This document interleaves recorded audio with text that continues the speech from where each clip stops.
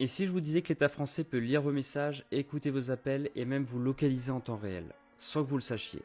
Non, ce n'est pas une théorie de complot, c'est la réalité et personne n'en parle. Depuis les attentats de 2015, la France a renforcé ses lois sur la surveillance. Officiellement, c'est pour lutter contre le terrorisme. Mais en pratique, ça veut dire quoi? Ça veut dire que les services de renseignement peuvent accéder à vos données personnelles sans même passer par le juge. Grâce à la loi de renseignement, adoptée en 2015 et renforcée depuis, l'État peut espionner vos communications via des boîtes noires installées directement chez les fournisseurs d'accès Internet.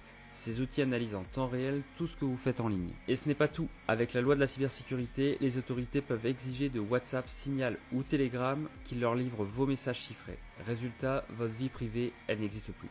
Le pire, c'est que l'État peut aussi activer à distance votre micro et votre caméra sans que vous le sachiez. Officiellement, c'est pour surveiller les criminels. Mais combien de fois un innocent a-t-il été écouté par erreur? On ne le saura jamais.